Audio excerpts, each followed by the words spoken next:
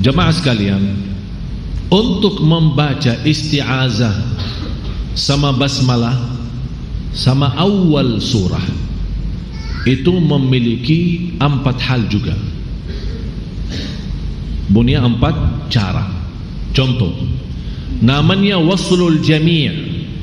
Wasl al-jami'. Apa maksudnya wasl al-jami'? Sambungkan semua. Disambungkan wasal, wasal jami' disambungkan semua. Contoh, a'udzu billahi minasy syaithanir rajim, bismillahirrahmanirrahim, alif lam mim. Itu namanya wasal, disambungkan semua. Ini satu, boleh. Yang kedua, waslul awwal bitsani wa qat'u tsalits. Sambungkan yang pertama sama yang kedua dan dipotong yang ketiga. Contoh, a'udzu billahi minasy syaithanir rajim, bismillahirrahmanirrahim, alif lam mim. Jadi sambung pertama, maksud saya pertama apa? Isti'azah. Yang kedua apa? Basmalah. Yang ketiga apa? Awal surah. Ini kita bicara sama awal surah saja ya, tidak berbicara dari tenggahan surah. Jadi yang pertama waslul jami', wasl al-jami', sambungkan semua. A'udzu billahi minasy syaithanir rajim, bismillahirrahmanirrahim, yasin. Yang kedua, wasal pertama sama yang kedua, dipotong yang ketiga atau dipisahkan yang ketiga. A'udzu billahi minasy syaithanir rajim, bismillahirrahmanirrahim, idza waqa'atil waqi'ah. Yang ketiga adalah memotong atau pisahkan yang pertama, sambungkan dua sama yang ketiga. Contoh, a'udzu billahi minasy syaithanir rajim, bismillahirrahmanirrahim, ar-rahman. Yang keempat, dan itu yang terakhir, dan itu juga yang terbaik, adalah qat'ul jami', dipisahkan semua satu persatu. A'udzu billahi minasy syaithanir rajim, bismillahirrahmanirrahim, wadh-dhariyati dharwa. Dan itu yang terbaik dalam proses, apalagi kalau lagi belajar.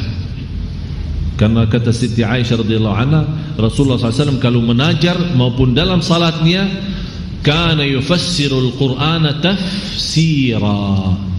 Dia membaca ayat seperti mentafsirkan. Artinya setiap ayat, malah salat Rasulullah SAW jauh lebih indah. Bagaimana bacaan Rasulullah SAW apalagi dalam salat? A'udzu billahi minasyaitonir rajim, bismillahirrahmanirrahim, alhamdulillahi rabbil alamin, ar-rahmanir rahim, maliki yaumiddin, iyyaka na'budu wa iyyaka nasta'in, ihdinas siratal mustaqim, siratal ladzina an'amta 'alaihim ghairil maghdubi 'alaihim waladdallin. Amin. Jadi termasuk salat malam. Salat malam jauh lebih. Dari mana saya bisa tahu? Karena kita kan belajar, guru dari guru dari guru dari gurunya, dari Rasulullah, sahabat, sampai terus sampai sekarang. Cara baca Rasul sudah disampaikan. Cara baca Rasul, di mana ayat yang Rasul nangis, di mana ayat Rasulullah begitu baca dia sujud, di mana begitu Rasulullah SAW baca malah dia bisa mengulangi bacaan itu berkali-kali, sampai kadang-kadang mengulangi satu ayat sampai azan subuh. Saking dahsyat ayat itu. Ini semua sejarah titil dan basis semua sudah disampaikan oleh para ulama dari zaman sahabat dan seterusnya sampai itu yang dinamakan ijazah sanad. Dan insyaallah salah satu perjuangan kami, mohon doanya, insyaallah kita akan tanggal 15 Maret akan datang lagi Imam Masjid Quba. Tapi tujuan kami kali ini bukan hanya menimami kita, tapi tujuan kami memimpin kita atau memimpin kita bagaimana cara baca Rasulullah. Ini khusus juga bisa ada latihan bagi para imam masjid-masjid, para muazzin, para tahfiz, para guru-guru naji, wanita maupun laki-laki yang biasa punya tahfiz di rumahnya, maupun bagaimana cara bina dan memimpin keluarga dalam proses belajar. Dan kita akan selama 2 minggu akan keliling, ada 2 hari di Makassar, 2 hari di Palembang, 2 hari di Surabaya, 2 hari di Jogja, 2 hari di Bali, ada beberapa daerah, ada juga daerah sampingan di sini Bogor dan yang lain-lain. Oleh karena itu, alhamdulillah beliau berkenan datang lagi untuk menghabiskan memang banyak waktu full selama 2 minggu untuk mengisi macam seminar atau daurah-daurah yang bisa memberikan banyak hal-hal terhadap bacaan Rasulullah sallallahu alaihi wasallam. Apalagi salat malam jauh lebih indah. Karena Rasulullah SAW setiap salat malam itu malah bacaannya jauh lebih panjang walaupun ayatnya pendek.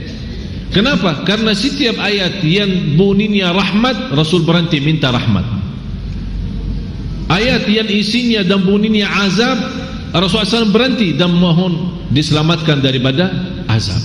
Ayat yang berbunyinya ampunan, Rasul berhenti minta ampun. Jadi contoh, innal ladzina amanu wa 'amilus solihati kanat lahum jannatul firdausi nuzula. Allahumma inni as'aluka al-jannah khalidina fiha la yabghuna 'anha hiwala. Allahumma inni as'aluka min fadlik. Jadi ayat yang seperti ini memang salat malam Rasulullah, biarpun ayatnya tidak terlalu panjang, tapi tersentuh, hayati, nikmati. Dan selalu saya sampaikan kepada jamaah, biarpun 2 rakaat, tapi santai, enak, bisa memahami ayat yang anda baca. Apalagi yang isinya rahmat, kita berhenti minta rahmat, ya Allah rahmatilah, ya Allah ampunilah, ya Allah. Kalau ayat surga, ya Allah surga. Begitu kita doa dalam setiap ayat, berarti kita orang sudah seolah-olah kita memohon kepada Allah lewat ayat Al-Quran. Disitulah keindahan bacaan kita dalam Quran. Dan kalau masih ingat kuliah duha yang kemarin, di antara 10 amalan yang membuat Allah mencintai kita, membaca Al-Quran, tapi dengan cara yang istimewa, dengan cara yang luar biasa. Kalau saat kita baca Al-Quran, harus kita rasakan Allah yang berbicara sama kita. Oleh karena itu, telinga kita harus memperhatikan dan dikeraskan suara saat kita baca. Yang kedua, kita baca karena merasakan yang dimaksud dalam bacaan itu adalah diri kita. Ya ayyuhalladzina amanu. Oh, Allah bicara sama saya.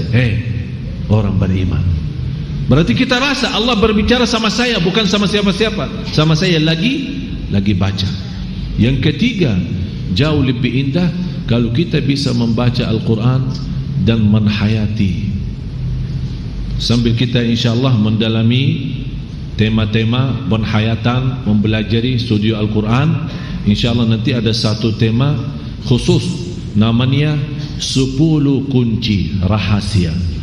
10 kunci rahasia untuk menhayati Al-Quran walaupun tidak memahami maknanya dan artinya. Ada 10 cara, ada 10 kunci. Kalau kita bisa menguasai 10 kunci ini, begitu anda baca, oh ternyata nikmat, beda sama yang lain. dari sisi baca. Bisa malah nangis. Kadang orang bertanya, oh kok ente nangis ya? Faham gak? Enggak. Kenapa? Karena dalam 10 kunci ini, masalahnya ini. Yang saya berikan 10 kunci sebenarnya bukan masalah untuk memahami Al-Quran atau tidak, tapi untuk bagaimana kalbu ini terbuka, masuk. Ayat Quran jemaah sekalian, kalau Allah turunkan di atas gunung yang namanya batu, hancur jadi pasir. Masa na'udzubillah kalbu kita lebih kasar daripada gunung? Berarti ada kuncinya apa? Kuncinya, saya mau jadikan kalbu kita walaupun dia keras atau lebih kasar daripada gunung, tapi bagaimana bisa Al-Quran menjadi air yang masuk dalam hati kita. Coba kalau air yang bertitis di atas gunung atau di atas batu yang keras, apa yang terjadi? Lama-lama tumbus kan? Nah, begitulah yang kita ingin, sedikit demi sedikit, ayat demi ayat, surah demi surah, bisa tumbus kepada hati yang selama ini kasar, yang selama ini keras, yang selama ini gelap. Karena sedikit demi sedikit, disitulah akan keluar cahaya kalbu yang insyaAllah akan sambung dengan cahaya Al-Quran. Kalau dua cahaya ini bisa bersatu, subhanallah, insyaAllah seterus kita, sisa umur kita akan jauh lebih nikmat. Termasuk ibadah kita, termasuk salat kita, zikir kita, doa kita dan yang lain-lain. Jamaah sekalian, Al-Quran bukan main-main. Cukup Allah yang berbicara sama kita. Beda sama salat. Kalau salat, kita yang berbicara sama Allah subhanahu wa ta'ala. Dan cerita ibu yang tadi yang saya jelaskan, salah satu adab adalah berwudu. Tapi saya jelasin lagi, wudu tidak wajib, tapi jauh lebih baik. Contoh, kalau kita mulai baca Al-Quran dalam keadaan wudu, pas kita lagi baca, mohon maaf, batal wudu. Faham kan batal wudu? Tidak usah saya jelasin. Masa saya mau jelasin? Pokoknya batal wudu, ya. Begitu batal wudu, kadang-kadang kita, apalagi yang baru habis makan atau habis minuman banyak atau sakit perut, bisa jadi kan? Jadi dia menghabiskan waktu berkali-kali ambil wudu. Memang itu salah satu cara syaitan sebenarnya, supaya kita, kadang-kadang syaitan mengajak kebaikan demi menghilangkan satu kebaikan. Syaitan pintar. Jadi jangan fikir anda syaitan hanya mengajak buruk. Syaitan juga kadang-kadang baik, tapi baiknya untuk menghilangkan kebaikan yang lebih baik. Contoh, kalau kita lagi itu sudah mulai wudu kan, lagi baca Quran, dalam baca syaitan datang menggoda perut kita sampai batal. Begitu batal, kadang-kadang saya melihat ada jamaah yang suka was-was, batal wudu, udah ulang lagi. Belum baca satu ayat, batal lagi, ulang lagi. Jadi kesana kemari, habis waktu hanya mengulangi wudu. Pertama dapat dosa mubazzir air, karena syaitan ini, syaitan. Syaitan jauh lebih tinggi ilmunya daripada profesor, jangan salah ya. Jadi dia punya macam cara untuk menggoda kita, walaupun dalam hal kebaikan, demi menghilangkan hal yang lebih baik. Oleh karena itu, silahkan anda mulai membaca dalam keadaan wudu, dan teruskan bacaan seandainya batal wudu. Jangan terlalu berlebih-lebihan wudu terus, ya, silahkan, tidak menjadi masalah. Dan hal ini membolehkan orang baca Al-Quran atau memegang Al-Quran walaupun tidak dalam keadaan wudu. Walaupun, sekali lagi, biar tidak salah faham, lebih baik dalam keadaan wudu. Seperti contohnya, seperti wanita yang membaca Al-Quran, Masya Allah setiap hari, apalagi wanita yang sedang hafal, sebagai guru naji misalnya, atau ibu-ibu lagi semangat menghafal Al-Quran setiap hari sedikit demi sedikit. Begitu karena halangan, begitu dia berhenti baca, saya jamin hilang hafalannya. Saya jamin. Karena ini 7 hari, 3 hari kata Rasulullah, 3 hari tinggalin Al-Quran aja bisa hilang hafalan. Seperti unta, kata Rasul, menggambarkan sesuatu gambaran yang luar biasa. ta'ahadul Quran fawalladhi nafsu Muhammadin biyadihi lahuwa ashaddu tafallutan minal ibli fi uquliha. Bermuahadah sama Al-Quran, maksudnya apa? Jangan jauh daripada Quran, terus menerus jaga baca, jaga hafalan, mengulangi hafalan, jangan sampai tertinggal. Begitu kita tertinggal, kata Rasulullah, seperti unta itu tidak suka diikat. Kalau bapak ibu sudah haji atau umrah, pergi ke taman sana minum susu unta, kan biasa melihat unta itu kan dilepas, karena dia memang tidak suka diikat. Begitu yang punya mengikatkan unta, begitu dia ada harapan dilepasin sedikit, dia lari. Begitu Rasulullah berkata, begitu anda lepaskan Al-Quran, dia akan lari dan hilang hafalannya seperti unta melarikan diri. Berarti kalau hal tersebut seperti ini, pasti Rasul saat membawa hadis ini, pasti Rasulullah tahu di antara umat Islam yang berduli Al-Quran adalah wanita yang akan halangan. Kalau tidak boleh, kan kenapa Rasul tidak lanjut? Kecuali wanita saat halangan tidak boleh, sadaqah Rasulullah. Tapi Rasul karena berhenti di sini memberikan kebebasan. Tapi kembali lagi, wanita yang istiqamah, rajin, faham rajin, rutin, tidak pernah jauh daripada Al-Quran, apapun halangannya tidak bisa menghalangkan dia untuk membaca, biarpun dia tidak salat. Tapi saya sudah memberikan solusi yang baik saat anda megang, karena di sini ada dua hal itu yang harus kita bedakan, membaca sama memegang. Ini yang banyak di sini belum mengerti. Jadi ada orang bilang tidak boleh, udah terus tidak boleh. Apa yang tidak boleh? Yang tidak boleh apa? Kan harus ada dua kan? Harus penjelasan dua. Karena Allah berfirman la yamassuhu, ya maksudnya apa? Tidak menyentuh selain orang yang suci. Walaupun tafsiran la yamassu illa mutahharun maksudnya malaika. Tapi kita ambil pemahaman seorang kiai berkata la yamassu illa mutahharun maksudnya manusia. Udah, saya setuju. Walaupun arti yang benar yang dimaksud malaikat, tapi saya setuju apa kata kiai. La yamassu illa mutahharun yang dimaksud manusia, tidak menyentuh Al-Quran selain orang yang suci. Tapi baca enggak? Kan di sini Allah berfirman la yamassuhu, berarti tidak menyentuh.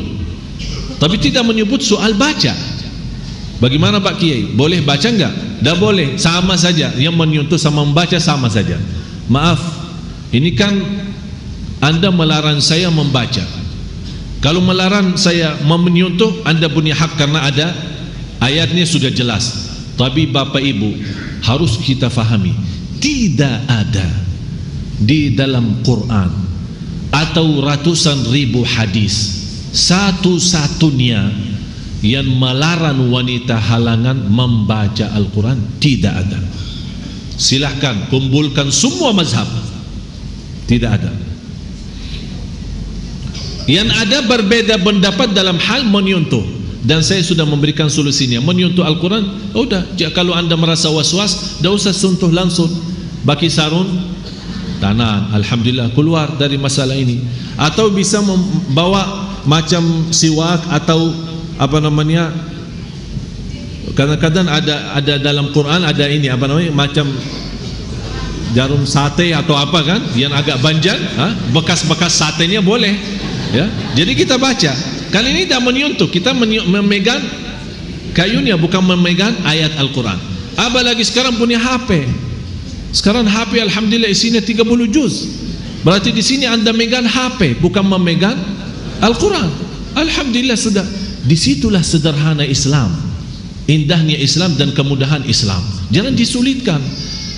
Tapi yang tidak boleh, sebagaimana contoh tadi yang saya jelasin, seorang ibu telepon saya. Kenapa saya tadi ketawa? Begitu saya tanya, ibu, anda memang biasa membaca Al-Quran setiap hari? Malah dia ketawa. Hihihi. Kenapa bu? Hihihi. Dia bilang jujur saja enggak. Ya udah, saya menjawab tidak boleh baca Al-Quran saat halangan. Sudah faham bedanya? Karena dia terus terang saja tak pernah membaca Quran, malah begitu ada halangan dia malah tanya. Ya seolah-olah dia semangatnya luar biasa. Ustaz, ana ikhlas tapi tidak baca Quran, pas lagi halangan saya ingin baca Quran. Subhanallah. Itu yang namanya apa? Jiwa syaitani ini, bukan jiwa. Ini yang kita arahkan. Begitu orang bertanya, sebelum kita jawab secara bebas, ya harus kita tahu. Oleh karena itu, mohon maaf, jangan salah, saya bukan ulama yang membawa fatwa, tapi saya menerangkan dalam kondisi dan keadaan masing-masing. Ada seorang, subhanallah, saya tadi pagi saya isi di Al-Latif, saya terharu sama seorang ibu sudah tua. Apa pertanyaannya? Kelihatan ibu itu sakit, dan dia menceritakan, saya sakit, sudah dioperasi 3 kali. Pertanyaan saya, sebenarnya saya saat dia membawa pertanyaan, bayangan saya apa? Barangkali dia akan bertanya, bagaimana saya menghadapi cobaan ini, bagaimana saya supaya bisa ikhlas dan sabar. Ternyata apa bapak ibu pertanyaan seorang ibu yang sudah tua dan sakit 3 kali dioperasi?